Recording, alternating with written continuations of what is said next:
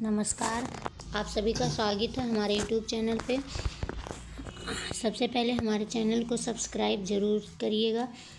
आज हम लेकर उपस्थित हुए हैं सभी कॉम्पिटिटिव एग्ज़ाम के लिए बायोलॉजी के वन लाइनर। चलिए देखते हैं। बायोलॉजी, जीव विज्ञान किसे कहते हैं? जीव विज्ञान किसे कहते हैं? सजीवों का अध्ययन जीव विज्ञान कहलाता है। सजीवों का अध्ययन जीव विज्ञान कहलाता है। जीव विज्ञान के जनक अरस्तु हैं। जीव विज्ञान को दो शाखाओं में बांटते हैं, जूलॉजी और बॉटनी में। जूलॉजी जंतु विज्ञान, बॉटनी वनस्पति विज्ञान। जो इसके अंतर्गत जंतुओं का अध्ययन होता है और जूलॉजी के जनक अरस्तु हैं। दूसरा टॉपिक है कोशिका, सेल। कोशिका का अध्ययन साइटोलॉजी कहलाता है। कोशिका का अध्ययन क्या कहलाता है? साइटोलॉजी कहलाता है। सर्वप्रथम कोशिका की खोज 1665 ईस्वी में रॉबर्ट हुक ने किया था। सर्वप्रथम कोशिका की खोज 1665 ईस्वी में रॉबर्ट हुक ने किया था, किंतु उन्होंने मृत कोशिका की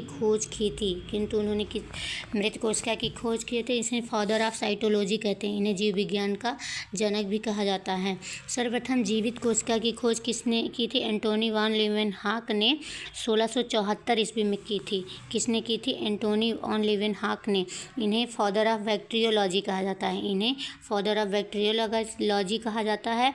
रॉबर्ट ब्राउन ने 1881 ईस्वी में कोशिका के अंदर केंद्रक का खोज किया था। रॉबर्ट ब्राउन ने 1881 ईस्वी में कोशिका के अंदर केंद्रक का, सेंटर का खोज किया था। स्लाइडन एवं स्वान ने कोशिका सिद्धांत दिया था। स्लाइडन और स्वान ने क्या दिया था? कोशिका सिद्धांत दिया था और कहा कि शरीर कोशिकाओं से बना है। शरीर किससे बना है? कोशिकाओं से बना है। अतः कोशिका शरीर की सबसे छोटी इकाई है। मृत कोशिका को नेफ्रोसिस कहते हैं। मृत कोशिका को क्या कहते हैं? नेफ्रोसिस कहते हैं। सबसे छोटी कोशिका माइक्रोप्लाज्मा की होती है। सबसे छोटी कोशिका किसकी होती है? माइक्रोप्लाज्मा की होती है। सबसे बड़ी कोशिका शुतुरमुर्ग का अंडा होता है। सबसे बड़ी कोशिका क्या होता है? शुतुरमुर्ग का अंडा होता है। सबसे छोटी कोशिका तंत्र या स्नायु कोशिका की ही होती है। सबसे छोटी कोशिका तंत्र या स्नायु की होती है। नोट: तंत्रिका कोशिका में किसी भी प्रकार का विभाजन नहीं होता। या तथा क्षतिग्रस्त कोशिका को ठीक नहीं कर सकता है। इसी कारण सर में चोट लगने से शीघ्र ही मृत्यु हो जाती है। उस व्यक्ति की मृत्यु हो जाती है। सबसे तेजी से कोशिका विभाजन लीवर का, यकृत का होता है। यह अपने क्षतिग्रस्त कोशिकाओं को स्वतः ही ठीक कर लेता है। नेक्स्ट टॉपिक है कोशिका के अंग। जीवद्रव्य भी कोशिका के अंग है। इसकी खोज पुरकिंजे ने की थी। इसकी खोज किसने की थी? पुरकिंजे ने की थी। यह एक तरल गाढ़ा पदार्थ होता है। इसे जीवन का आधार कहते हैं। इसे क्या कहते हैं? जीवन का आधार कहते हैं। सभी जैविक क्रियाएं इसी द्रव के अंदर होती हैं। इसका 80% भाग जल का बना होता है। प्रोटोप्लाज्म का 80% भाग जल का बना होता है। यह दो प्रकार की होती है। नंबर 1 कोशिका द्रव, दूसरा होता है केंद्रिका द्रव।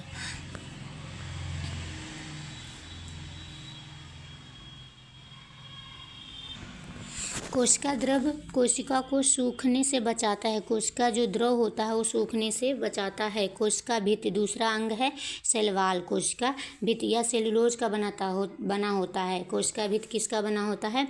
सेलुलोज का। और यह पौधों में पाया जाता है और यह केवल पादपों में पाया जाता है। यह पेड़ पौधों को सुरक्षा देता है। जीवाणु एक पादप होता है जिसकी कोशिका भित्ति पेप्टिडोग्लाइकॉन की बनी होती है। जीवाणु एक पादप जगत का है और इसकी कोशिका भित्ति पेप्टिडोग्लाइकन की बनी होती है। कवक की कोशिका भित्ति काइटिन की बनी होती है। तीसरा है कोशिका झिल्ली। तीसरा अंग क्या है? कोशिका झिल्ली है। यह जंतु तथा पादप दोनों में पाया जाता है। कोशिका के अंदर के सभी अवयव इसी झिल्ली के अंदर होते हैं। कोशिका में जितने भी अवयव होते हैं, जितने भी पार्ट होते हैं, इसी झिल्ली के अंदर होते हैं। यह कोशिका के अंदर जाने वाले पदार्थ को नियंत्रित करता है। यह अर्धपारगम होता है, कुछ ही वस्तुओं को अंदर जाने देता है। नेक्स्ट अंग है माइटोकॉन्ड्रिया। नेक्स्ट अंग क्या है? माइटोकॉन्ड्रिया। इसकी खोज अल्टमैन ने किया था। इसकी खोज किसने किया था? अल्टमैन ने क्या कहा था? यह आपसी श्वसन होता है। यहाँ क्रेब्स चक्र चलता है, जिसके फलस्वरूप एटीपी तथा ग्लाइकोज बनते हैं और हमें ऊर्जा मिलती है। इसी कारण इसे कोशिका का पावर हाउस भी कहा जाता है, यानी कि शक्ति गृह भी कहते हैं। माइटोकॉन्ड्रिया को कोशिका का पावर हाउस कहते हैं। माइटोकॉन्ड्रिया के आंतरिक दीवारों को क्रिस्टी कहते हैं। माइटोकॉन्ड्रिया के आंतरिक दीवारों को क्या कहते हैं? क्रिस्टी कहते हैं, और इसे पावर हाउस कहते हैं। इसे कोशिका का पावर हाउस कहते हैं। अंतःपार्दव्य जालिका इंडोप्लाज्मिक रेटिकुलम ER, यह कोशिका के अंदर से आंतरिक सहायता देता है, अतः इसे कोशिका का आंतरिक कंकाल कहते हैं। यह 2 प्रकार का होता है। स्मूथ ER, यह कार्बोहाइड्रेट तथा वसा का निर्माण करता है। स्मूथ ER जो होता है, यह कार्बोहाइड्रेट तथा वसा का निर्माण करता है। रफ ER, इस पर राइबोसोम होता है। रफ ER पर क्या होता है? राइबोसोम होता है। राइबोसोम किसका बना होता है? यह प्रोटीन का।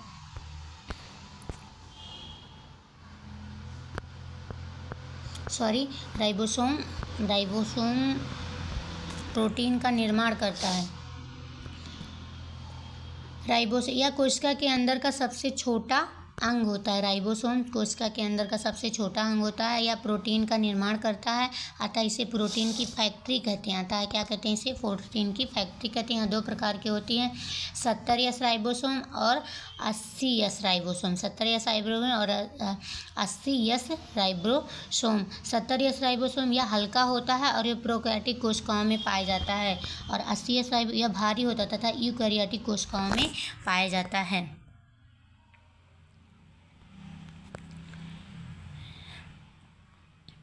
नेक्स्ट है गोल्गी बॉडी। इसकी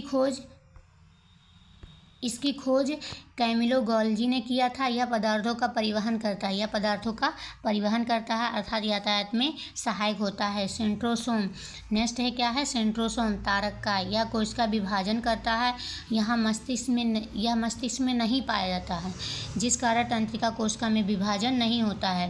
सेंट्रोसोम के ही कारण कोशिका विभाजन होता है, जो कि मस्तिष्क में नहीं पाया जाता है, जिसके कारण तंत्रिका कोशिका में विभाजन नहीं होता। यह केवल जंत कोशिका में पाया जाता है। पादप कोशिका में कोशिका विभाजन सेल प्लेट के द्वारा होती है। पादप कोशिका में कोशिका विभाजन सेल प्लेट के द्वारा होती है। सेंट्रोसोम की खोज किसने की थी? वोवेरी ने की थी। किसने की थी? वोवेरी ने की थी। नेक्स्ट कोशिका का अंग है लाइसोसोम। यह कोशिका के अंदर पाचन का कार्य करता है। लाइसोसोम क्या करता है? कोशिका के अंदर पाचन का कार्य करता है। इसके अंदर जल अपघटक एंजाइम पाया जाता है। कोशिका के अंदर का कोई अंग यदि काम नहीं करता है तो यह उस अंग को नष्ट कर देता है। कोशिका के अंदर यदि कोई अंग काम नहीं करता तो लाइसोसोम उस अंग को नष्ट कर देता है। जब पूरी कोशिका कार्य नहीं करती है तो यह कट जाता है, जिससे पूरी कोशिका नष्ट हो जाती है। अतः इसे आत्महत्या की थैली कहते हैं। इसलिए इसे क्या कहते हैं? आत्महत्या की थैली कहते हैं। इसकी खोज डुडुवे ने की थी। इसकी खोज किसने की थी? डुडुवे ने की थी। लाइसोसोम की खोज किसने की थी? डुडुवे ने की थी। और इम्पॉर्टेंट यह है कि आत्महत्या की थैली किसे कहते हैं? तो लाइसोसोम को कहते हैं। आरबीसी के अंदर लाइसोसोम नहीं पाया जाता। आरबीसी के अंदर लाइसोसोम नहीं पाया जाता है। आरबीसी मरने के बाद प्लीहा में पाया जाता है। आरबीसी मरने के बाद कहाँ पाया जाता है? प्लीहा में, जिस कारण एस्थलीन को आरबीसी का कब्र कहते हैं। एस्थलीन को क्या कहे जाते हैं? आरबीसी का कब्र कहते हैं। नेक्स्ट है केंद्रक। इसकी खोज किसने की थी? रॉबर्ट ब्राउन ने की थी। अभी हमने बताया कि यह कोशिका को नियंत्रित करता है। केंद्रक क्या करता है? कोशिका को नियंत्रित करता है, अतः इसे कोशिका का दिमाग कहते हैं। इसमें 80% क्या पाया जाता है? प्रोटीन पाया जाता है। वैक्यूल्स रसघानी, यह जल को संचित करके रखता है। यह जल को क्या करता है? संचित करके रखता है। यह जंतुओं में छोटा होता है किंतु पादपों में बहुत बड़ा होता है। लवक प्लास्टिड, यह पादपों का सबसे बड़ा कोशिकांग होता है। लवक क्या होता है? पादपों का सबसे बड़ा कोशिकांग होता है। यह केवल पादपों में पाया जाता है। यह 3 प्रकार का होता है। लवक कितने प्रकार का होता है? 3 प्रकार का होता है। Chloroplast, leucoplast, chromoplast. हरित लवक, आवर्णित लवक, वर्णित लवक। हरित लवक क्या होता है? ये भोजन का निर्माण करता है। हरित लवक क्या करता है? भोजन का निर्माण करता है या पत्ती तथा तना में पाया जाता है। आवर्णित लवक यह भोजन का संग्रह करता है और यह जड़ तथा फल में पाया जाता है। और वर्णित लवक यह रंग प्रदान करता है। एग्जाम्पल टमाटर और मिर्च हरा रहता है और हरा होने के बाद किस में हो जाता है? लाल में परिवर्तित हो जाता है।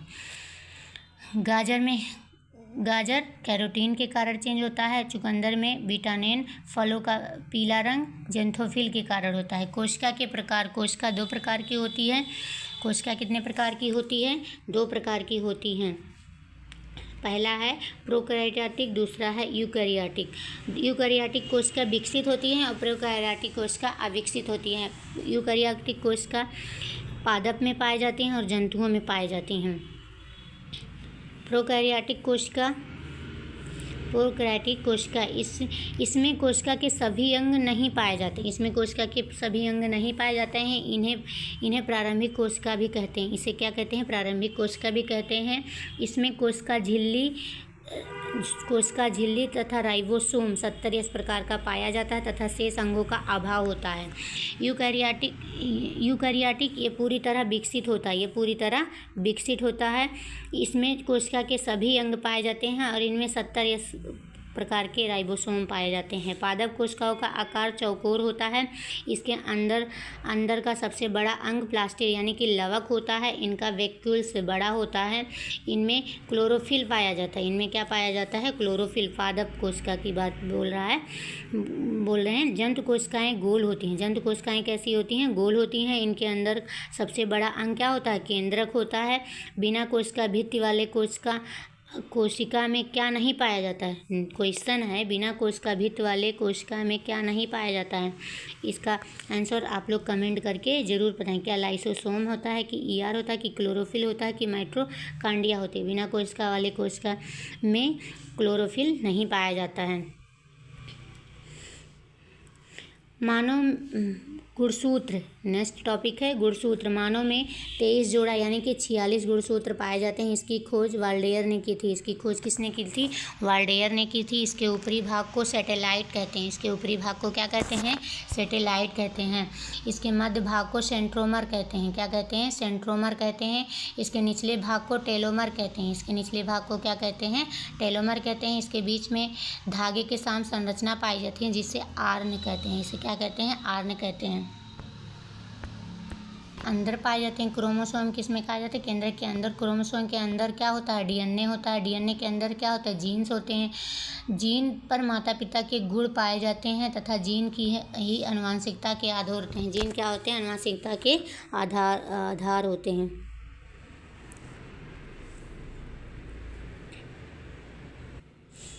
ये मेल के गुणसूत्र हैं और ये फीमेल के गुणसूत्र हैं। मेल में क्या होता है? 44 दोनों में समान होते हैं, लेकिन इसमें क्या होता है? यक्स वाई होता है। इसमें क्या होता है? यक्स होता है। इसमें क्या होता है? यक्स। तो 44 और 45 46। इसमें क्या? 44 45 46।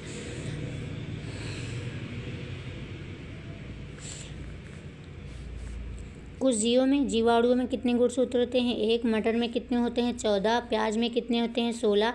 मक्का में कितने होते हैं? 20। टमाटर में कितने होते हैं? 24। मेढक में कितने होते हैं? 26। नींबू में कितने? 18 और 36।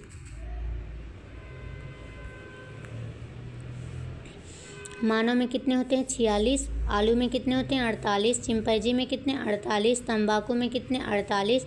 टेरिडोफाइट में 1600 से अधिक। सबसे ज़्यादा किस में होते हैं? टेरिडोफाइट में। केंद्रक अम्ल न्यूक्लिक एसिड यह 2 प्रकार के होते हैं, डीएनए और RNA. Deoxy ribo nucleic acid. DNA का फुल फॉर्म क्या होता है? Deoxy ribo nucleic acid. यह कोशिका के अंदर माइटोकॉन्ड्रिया तथा क्लोरोप्लास्ट में पाया जाता है। किस में पाया जाता है? क्लोरोप्लास्ट में पाया जाता है। इसके श्रृंखला को पॉलीन्यूक्लियोटाइड कहते हैं। इसकी श्रृंखला को क्या कहते हैं? पॉलीन्यूक्लियोटाइड कहते हैं। डीएलए पॉलीन्यूक्लियोटाइड है और ये nucleoside phosphate, sugar, nitrogen base, ribose, deoxy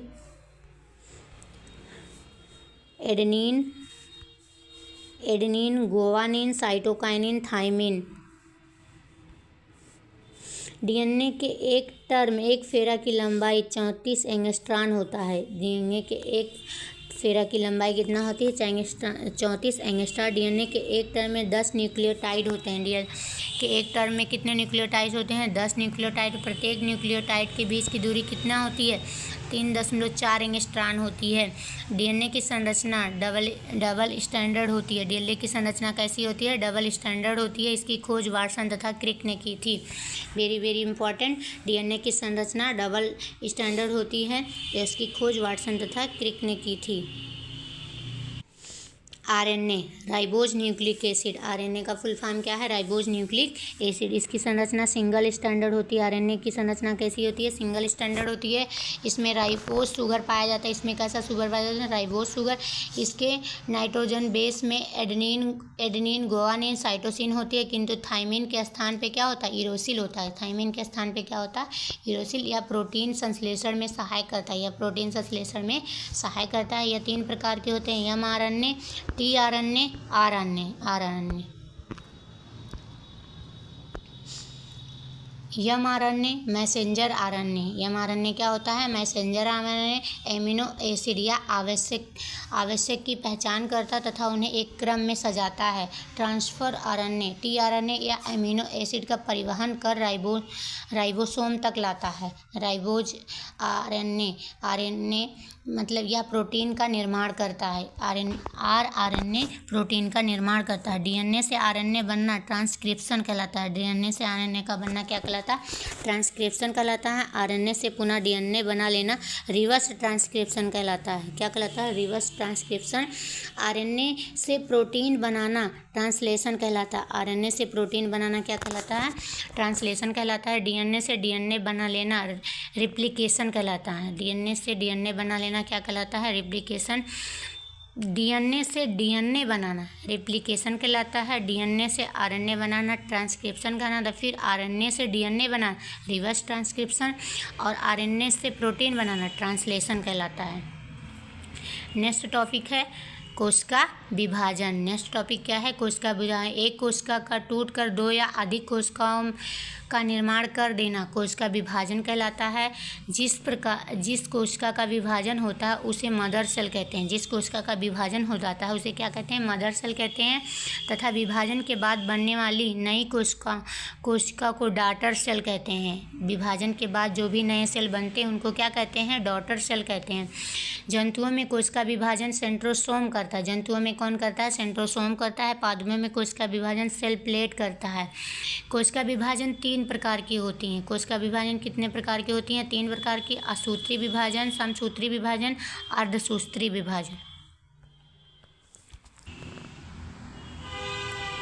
पहला है असूत्री विभाजन, एमाइटोसिस। यह विभाजन जीवाणु में, विषाणु में, सूक्ष्मजीव तथा प्रोकैरियोटिक कोशिकाओं वालों में होता है। इस प्रकार के विभाजन में मदर सेल का आकार बड़ा होने लगता है। उसके आगे चलकर वह बीच में धंस जाता है और 2 भागों में बढ़ जाता है। मतलब कि ये ऐसे रहेगा, फिर बड़ा होने लगेगा, फिर उसके बाद ऐसे बीच में धंस जाएगा और बाद में टूट जाएगा, बाद में यहीं से अलग हो जाता है। तो इसे असूत्री विभाजन कहते हैं। दूसरा है समसूत्री विभाजन। यह विभाजन कायिक कोशिकाओं में होता है। सोमैटिक सेल में होता है। जनन कोशिका को छोड़कर पूरी शरीर का कायिक कोशिका बना लेता है। जनन कोशिका को छोड़कर पूरा शरीर क्या लेना? कायिक कोशिका बना लेता है। इसमें एक मदर सेल टूटकर 2 डॉटर सेल का निर्माण करते हैं। दोनों ही डॉटर सेल में क्रोमोसोम समान संख्या में रहते हैं, अतः इसे समसूत्री विभाजन कहते हैं। इसकी 5 अवस्थाएं हैं। पहला है इंटरफेज, यह सबसे बड़ी अवस्था होती है। इसमें डीएनए का निर्माण होता है तथा क्रोमोसोम अलग हो जाते हैं। दूसरा है प्रोफेज, इसमें स्प्लेंडर फाइबर तुर्क धागा तक निर्माण प्रारंभ हो जाता था, केंद्रक का विभाजन हो जाता है। तीसरा है मेटाफेज, इसमें स्प्लेंडर फाइबर का निर्माण पूर्ण हो जाता है। अध्ययन के सुविधा के अनुसार यह सबसे महत्वपूर्ण अवस्था है। मेटाफेज सबसे महत्वपूर्ण अवस्था है। विभाजन समसूत्री विभाजन का जो मेटाफेज होता है वो सबसे महत्वपूर्ण होता है। एनाफेज या सबसे छोटी अवस्था होती है, इसमें कोशिका के अंग ध्रुवों की ओर चले जाते हैं। टीलोफेज यह सबसे अंतिम अवस्था है जिससे विभाजन का कार्य पूर्ण हो जाता है और कोशिका के सभी अंग आ चुके होते हैं और स्प्लेंडर फाइबर गायब हो जाता है। कोशिका में होने वाले निरंतर टूट फूट की भरपाई समसूत्री विभाजन द्वारा होता है। कोशिका में जो भी टूट फूट होता है उसका भरपाई समसूत्री विभाजन द्वारा होता है। छिपकली तथा चूहा का पूंछ समसूत्री विभाजन द्वारा दोबारा निकल जाता है। छिपकली और चूहे की पूंछ समसूत्री विभाजन द्वारा ही दोबारा निकल जाता है। अर्धसूत्री विभाजन यह विभाजन केवल जनन कोशिकाओं में होता है। यह विभाजन किस में होता है? जनन कोशिकाओं में होता है। इसमें क्रोमोसोम की संख्या घटकर आधी हो जाती है। इसमें मात्र कोशिका 4 पुत्री कोशिकाओं में बढ़ जाता है। इसमें मात्र कोशिका जो होती है 4 पुत्री कोशिकाओं में बढ़ जाता है। इसमें क्रॉसिंग ओवर की घटना होती है। इनका प्रोफेज अवस्था की घटना होती है।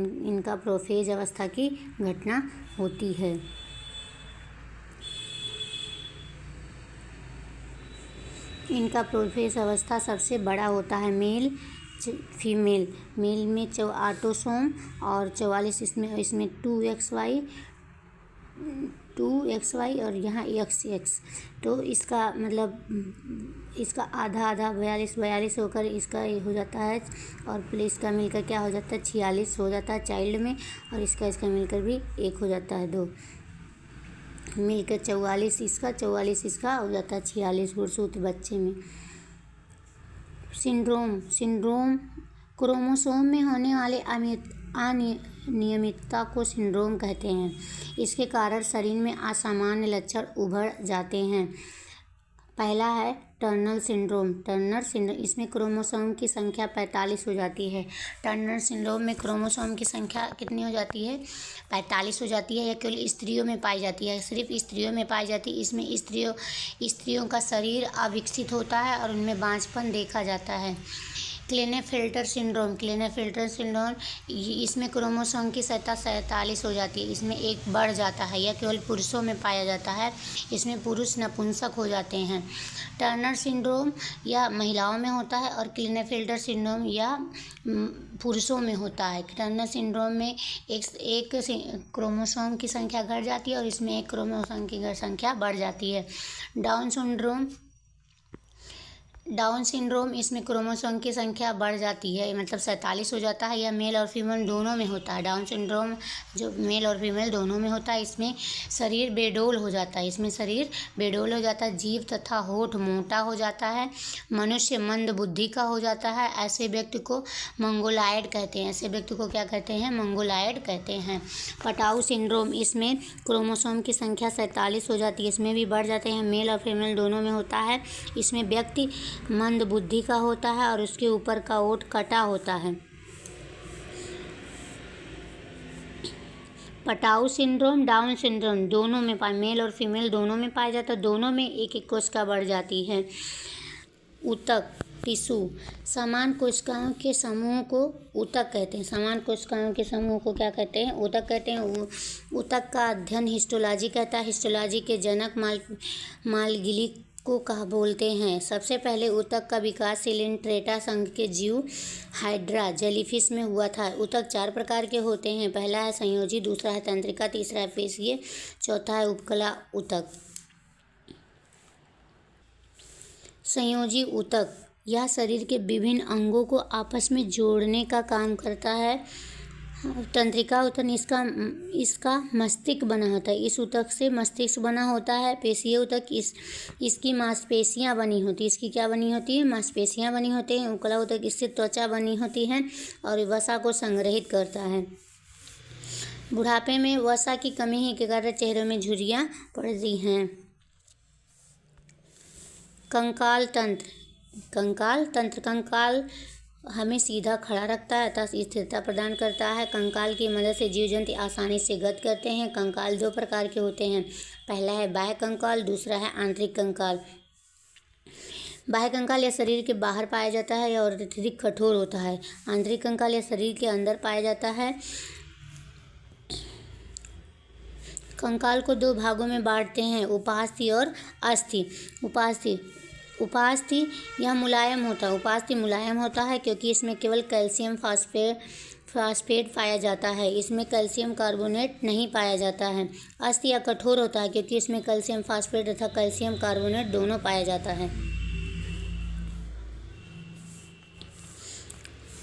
अस्थियों में ओसीन प्रोटीन पाया जाता है। अस्थियों में ओसीन प्रोटीन पाया जाता है, जबकि कार्टिलेज में कैंड्रियन प्रोटीन पाया जाता है। अस्थियों में अधिकतम घनत्व 30 वर्ष की आयु में होता है। जन्म लेने वाले शिशु में लगभग 300 अस्थि, बाल्यावस्था में 208, वयस्क अवस्था में 206 अस्थियां पाई जाती हैं।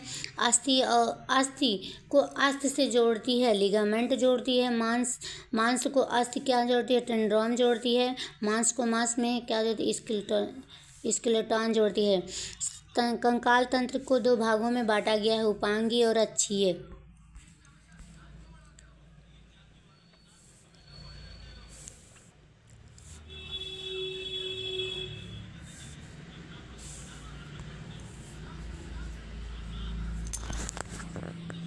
गर्दन में हड्डियों की संख्या कितनी होती है? 7 होती है। कान में हड्डियों की संख्या 3 होती है और 2 कान है तो यानी कि 6 हो जाएंगे। यम का मतलब होता है मेलियस, आई का मतलब इनकस, एस का मतलब स्टेपस। शरीर की सबसे छोटी हड्डी स्टेपस होती है और सबसे बड़ी हड्डी फीमर होती है, जांघ की होती है। सबसे कमज़ोर हड्डी कैल्विक कॉलर या हंसली होती है। सबसे मजबूत हड्डी जबड़े की हड्डी होती है। सबसे चमकीली हड्डी टिबिया होती है।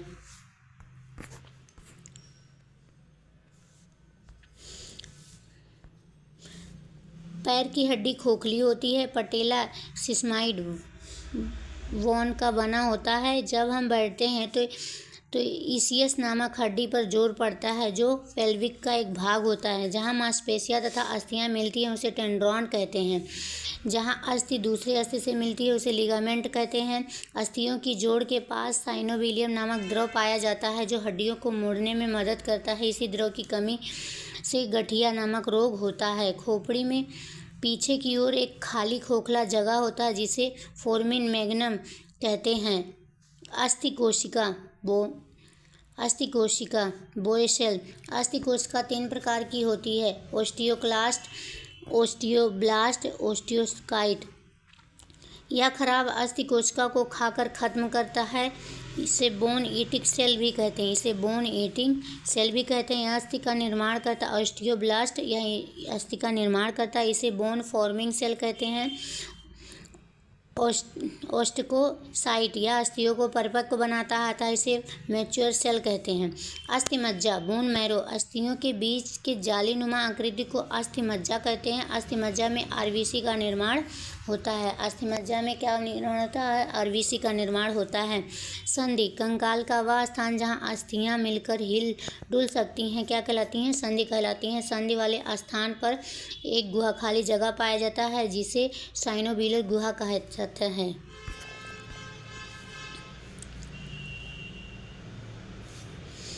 जॉइंट अचल अपूर्ण।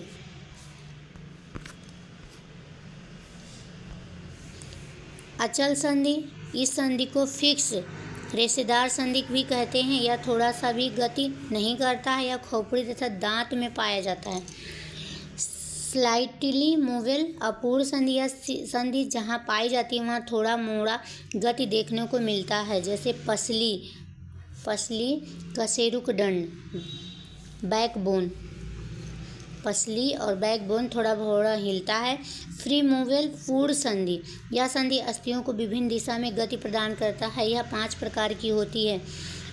पहला है बॉल एंड सॉकेट, कंदुकन खलकी। यह इस प्रकार के संधि में एक गुहा होता है, जो हड्डी जिससे जुड़ती है उसका ऊपरी भाग गोल होता है। यह सभी दिशाओं में घूम सकता है, जैसे पेल्विक और फीमर सेक्युपुला ह्यूमस। हिंग जॉइंट कब्जा संधि, यह संधि केवल एक ही की ओर गति करने की अनुमति देता है, जैसे कोहिनी और घुटना। पायरॉइड जॉइंट खूंटी संधि, इसका आकार खूंटी के समान होता है। एक दूसरे के ऊपर रखी हुई रहती है, जैसे कशेरुक दंड का ऊपरी भाग और निचला भाग। ग्लाइडिंग जॉइंट, यह एक दूसरे पर फिसलती है और थोड़ा गति प्रदान करती है, जैसे कार्पल और टॉर्सल। सैडल जॉइंट, यह बॉल एंड सॉकेट जॉइंट के ही समान होता है, किंतु यह एक निश्चित सीमा के अंदर ही सभी दिशाओं में गति करता है, जैसे अंगूठा। बनावट के अनुसार हड्डियों का प्रकार। बनावट के अनुसार हड्डियाँ 5 प्रकार की होती हैं। पहला है फ्लैट बोन, चपटी हड्डी। यह हड्डी शरीर के आंतरिक अंगों की रक्षा प्रदान करता है, जैसे पसली, खोपड़ी, सेक्युपुला स्टर्नम। लॉन्ग बोन, लंबी हड्डी, यह शरीर का भार रोकती है, जैसे हाथ और पैर का। शॉर्ट बोन, छोटी हड्डी, यह आकार में छोटे होते हैं और स्थापित प्रदान करते हैं, जैसे टॉर्सल और कार्पल का। इरेगुलर बोन, अनियमित है, इसका आकार अलग अलग रहता है, जैसे कशेरुकदंड की सभी हड्डियाँ। यह हल्की गति प्रदान करती हैं। सिस्मोइड बोन, यह कार्टिलेज का ही कठोर रूप होता है, जैसे पटेला। पेशीय तंत्र, मस्कुलर सिस्टम। मांसपेशियां शरीर में त्वचा के अंदर पाई जाती हैं। मांसपेशियों की कुल संख्या 639 होती है। सबसे बड़ी मांसपेशियां सार्टोरियस जांघ में होती हैं। सबसे छोटी मांसपेशियां स्टेपिस कान में। मांसपेशियों में मायोसिन नामक प्रोटीन पाया जाता है।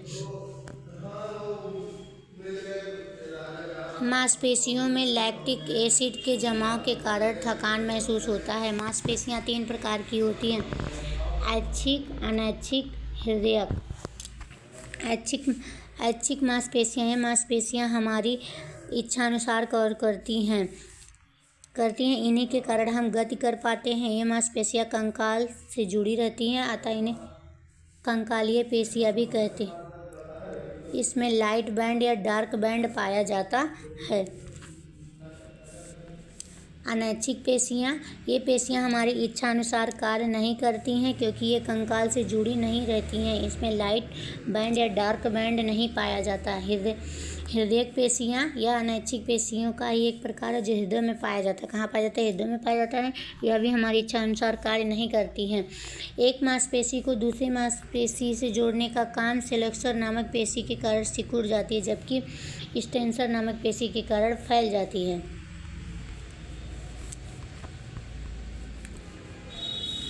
पाचन तंत्र, वैसे अंग जो भोजन पचाने में सहायता करते हैं उसे सामूहिक रूप से पाचन तंत्र कहते हैं, जिसमें जटिल भोजन सरल पदार्थों में टूट जाते हैं। पाचन तंत्र 2 भागों में बटा होता है, आहारनाल और पाचन ग्रंथि। आहारनाल और पाचन ग्रंथि। आहारनाल, यह मुख गुहा से प्रारंभ होकर गुदा तक रहता है। पाचन के समय भोजन आहारनाल में ही रहता है। आहारनाल की लंबाई लगभग 32 फीट होती है। आहारनाल के अंतर्गत मुख गुहा, ग्रासनली, आमाशय, छोटी आंत, बड़ी आंत, मलाशय और गुर्दा आते हैं। पाचन ग्रंथियाँ, वे ग्रंथियाँ भोजन को पचाने वाले एंजाइम का निर्माण करती हैं। इसके अंतर्गत लार ग्रंथि, यकृत, पित्ताशय, अग्न्याशय आते हैं। पाचन की क्रिया मुख गुहा से प्रारंभ होती है। पाचन की क्रिया कहाँ से प्रारंभ होती है? मुख गुहा से प्रारंभ होती है। पाचन की क्रिया छोटी आंत में पूर्ण होती है। कहाँ पे पूर्ण होती है? छोटी आंत में पूर्ण होती है। बड़ी आंत में जल का अवशोषण होता है। मुख गुहा, पाचन मुख गुहा से प्रारंभ होता है। मुख गुहा एक खाली जगह होता है, जिसमें एक जीव, 3 जोड़ा लार ग्रंथि, 32 दांत पाए जाते हैं। लार ग्रंथि से प्रतिदिन 1 से 1.5 लीटर लार का स्राव होता है।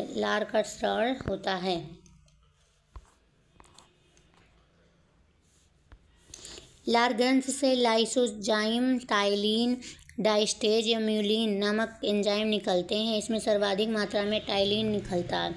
लाइसोजाइम एंजाइम कीटाणुओं को मार देता है और टाइलिन तथा डाइस्टेज एंजाइम स्टार्च को शर्करा में बदल देता है। टाइलिन और डाइस्टेज एंजाइम स्टार्च को शर्करा में बदल देता है। म्यूलिन एंजाइम भोजन को चिपचिपा बना देता है, जिससे उसे निगलने में आसानी होती है। लार ग्रंथि 3 जोड़ी होती है, जिसमें सबसे बड़ी लार ग्रंथि पैरोटिड होती है। जब पैरोटिड लार ग्रंथि विषाणु द्वारा संक्रमित में हो जाता है तो उसमें सूजन आ जाता है, जिसे गलसुआ कहते हैं। सांप में पैरोटिड ग्रंथि पॉइजन ग्लैंड का कार्य करती है। सांप में यही पैरोटिड ग्रंथि पॉइजन ग्लैंड का कार्य करती है।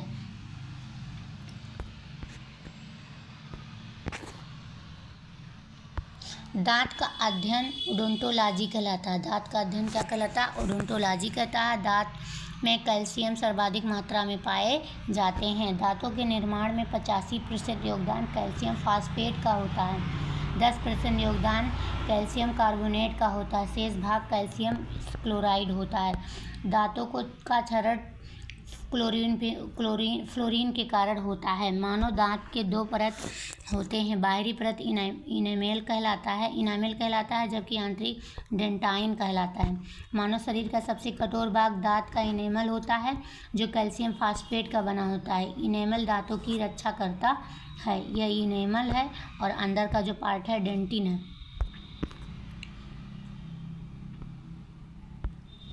डाइफाइडोडोंट, वैसे दांत जो जीवन में 2 बार आते हैं उसे डाइफाइडियोडोंट कहते हैं, जैसे दूध के दांत जिनकी संख्या 20 होती है।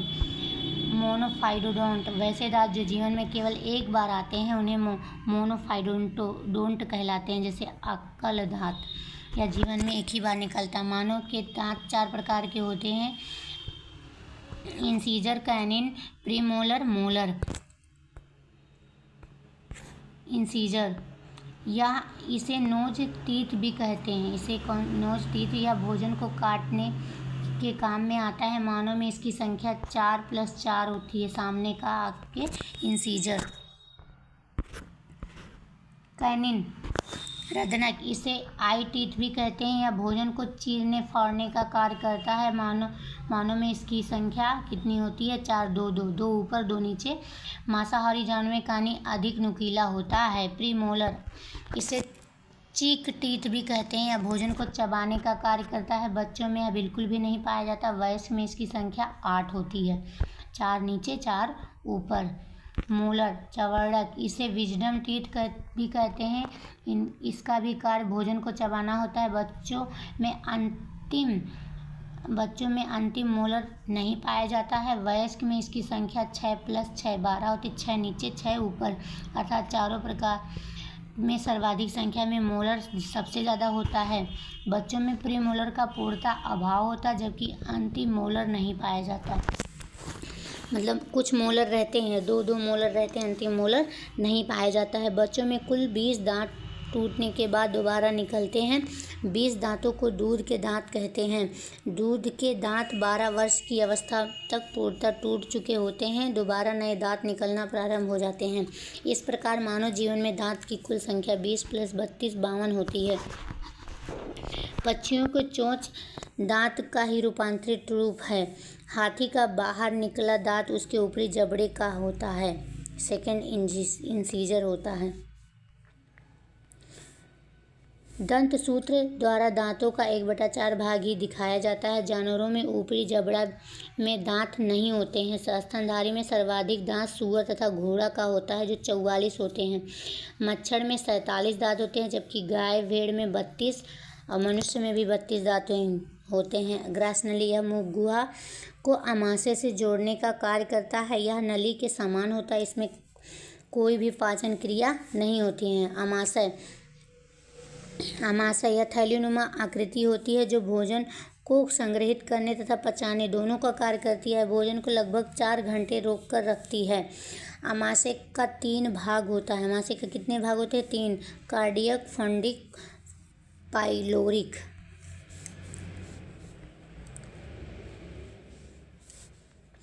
कार्डियक से एसियल निकलता है। कार्डियक से क्या निकलता है? एसियल, जो टाइलिन के प्रभाव को समाप्त कर देता है और कीटाणुओं को मार देता है। यह भोजन को अम्लीय बना देता है और एंजाइम की क्रियाशील शक्ति को बढ़ा देता है। फंडिक बीच का भाग होता है। इसमें कांटेनुमा रचना पाई जाती है जिसमें रुजि कहते हैं। यह भोजन को रोक कर रखने का कार्य करता है। फंडिक भोजन को रोक कर रखने का कार्य करता है। जब हम भोजन नहीं किए रहते तो रुजि अपनी स्थान पर खड़ा हो जाता है और चुभन होने लगती है। पायरोलिक में जठर ग्रंथि पाई जाती है जिसमें जठर रस निकलता है। जब जठर ग्रंथि काम नहीं करती तो उस रोग को गैस्ट्रिक कहते हैं, यानी कि गैस हो जाता है। जठर रस में रेनिन तथा पेप्सिन पाया जाता है। रेनिन दूध को दही में बदलता है। रेनिन क्या कर दूध अर्थात दूध को पचाता है और दूध से उपस्थित कैसीन प्रोटीन को कैल्शियम पारा कैसिनेट में बदल देता है। आगे का रिवीजन हम नेक्स्ट वीडियो में करेंगे।